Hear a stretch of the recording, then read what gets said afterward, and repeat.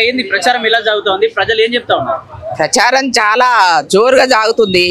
మా సీఎం గారు road show చేస్తున్నారు, దాంతో చాలా ప్లస్ అయింది. 10 సంవత్సరాల నుంచి బీఆర్ఎస్ ఏం చేస్తుంది అనేది ఈ రోడ్లు ఏరియాలు చూస్తే, ఈ డ్రైనేజీ గుంతలు చూస్తే, ఆ మురికి వాడలు చూస్తే అర్థమైపోతుంది. వెనకటికి ఒకసారి కేటీఆర్ గారు అన్నారు, మీరు 8 సంవత్సరాల తర్వాత కూడా మీరు ఏం డెవలప్ చేయలేదు అంటే, మా తెలంగాణ వచ్చి మేము పసిబిడ్డలం, ఇప్పుడే పుట్టినాం, 6 నెలలు అయింది, 2 ఏళ్ళు అయింది, 3 ఏళ్ళు అయింది అన్నాడు. 10 ఏళ్ల తర్వాత కూడా ఏం చేయలేదు. ఈరోజు మహిళలు ఫ్రీ బస్సులో పోతుంటే కూలీ నాలి చేసుకొని వేరే ప్రాంతాలలో పోయి పనులు చేసుకునే మహిళలకు ముఖ్యంగా వాళ్ళకు దాదాపు ఒక 6,000 నుంచి 10,000 వరకు వాళ్ళు సేవ్ చేసుకోగలుగుతున్నారు. సన్న బియ్యం ద్వారా ఈరోజు మనం బయట చూస్తే 50 రూపాయలకు అన్న ఎక్కువనే ఉన్నాయి కానీ తక్కువ లేవు బియ్యం. అట్లాంటిది ఆ సన్న బియ్యం ద్వారా మనిషికి 6 కిలోలు ఇవ్వడం ద్వారా అట్లా కూడా పేద ప్రజలకు ఈరోజు చాలా మేలు జరుగుతున్నది. ఆ విధంగా మా కాంగ్రెస్ ప్రభుత్వం అధికారంలోకి వచ్చిన తర్వాత ప్రజలకు మేము 200 యూనిట్ల వరకు ఫ్రీ కరెంట్ ఇస్తామని మాట ఇచ్చినాము, అది చేస్తూ ఉన్నాం.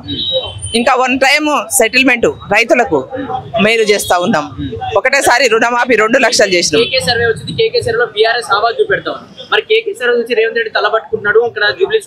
ఇగో ఒక విషయం ఏంటంటే, కేవలం సరే మా కొన్ని వాళ్ళకు సంబంధించిన ఛానల్స్, యూట్యూబ్ ఛానల్స్ అన్ని అని నేను అనను.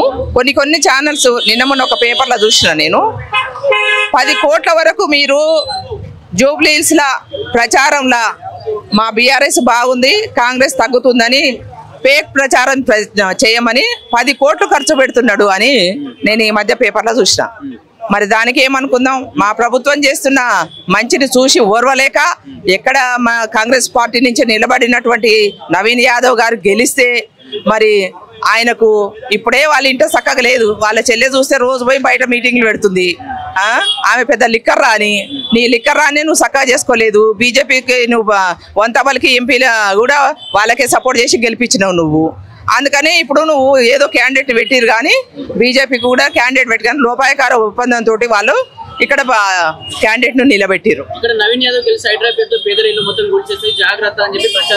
ఇక వాళ్ళకు చెప్పుకోవడానికి ఏం లేదు. వాళ్ళ పార్టీ చూస్తే వాళ్ళ అయ్యే చూస్తేనేమో ఫామ్ హౌస్ లో తాగి పండుతున్నాడు. ఇక వాళ్ళ బావ చూస్తేనేమో అటు ఇటుగానే ఉన్నాడు. ఇప్పుడు ఏం పోదామని ఆలోచన చేస్తున్నాడు. ఇక ఆయనకు ఏం చేయాలో తోసలేదు. వాళ్ళ అయ్యే చెప్తున్నాడు, మా కొడుకు నా పార్టీని ఒక రేంజ్ లో తీసుకొస్తాడేమంటే వీడి చేతనైతే లేదు, మొత్తానికి ఇచ్చేస్తుడు. ఇక నేను దుకాణం బంద్ చేసుకొని నేను పార్టీకి ఇక పదవి విరమణ చేసి హాయిగా మంచిగా తాగి ఇంట్లో ఫామ్ హౌస్ లో పండుకుంటా అని చెప్తున్నాడు. లేకపోతే ఆయన ఒక రైతు 1 ఎకరానికి 1 కోటి రూపాయలు సంపాదిస్తున్నాడు అని చెప్పిన వ్యక్తి మరి అదే 1 కోటి రూపాయలు ఏ విధంగా చేసిండో రైతులందరూ చెప్తే తెలంగాణ రాష్ట్రం బాగుపడుతుంది కదా. నిన్న కేటీఆర్ గారు బీఆర్ఎస్ భవన్ లో హైదరాబాద్ అందరితో కూడా పెద్ద ఎత్తున కూడా ప్రెజెంటేషన్ ఏర్పాటు చేసింది. ఇక్కడ కాంగ్రెస్ కి మైనస్ అయ్యే ఛాన్స్ ఉండదా బాధితుల వల్ల? ఇగో ఒక మంచి జరగాలి అని అంటే ఒక ప్రాంతంకు సంబంధించి అయినా కానీ రోడ్లైనా డ్రైనేజీలైనా ఇండ్లైనా ఒక మాట మరి ఫ్లైఓవర్ కట్టేటప్పుడు చాలా మంది వ్యతిరేకించారు. ఇప్పుడు దానివల్ల రోజుకు 4 కోట్ల మంది ప్రజలు తిరుగుతున్నారు. అవునా కదా? మరి అది ఎంత మేలు జరిగింది రాజశేఖర్ రెడ్డి గారు ఉన్నప్పుడు. అట్లా కొన్ని ఒకవేళ అట్లా చేసినా కానీ ఆల్టర్నేటివ్ ఏదో ఒకరు ప్రజలకు చూపిస్తారు. చూపించి వాళ్ళని అకామిడేషన్ చేస్తారు తప్పితే అంత ఈజీగా వాళ్ళలాగా అట్లా వదిలిపెట్టేదైతే ఉండదు. విన్నారా? మా రేవంత్ అన్న ఏది చేసినా కానీ పక్కా ప్రణాళికతోటి చేస్తాడు.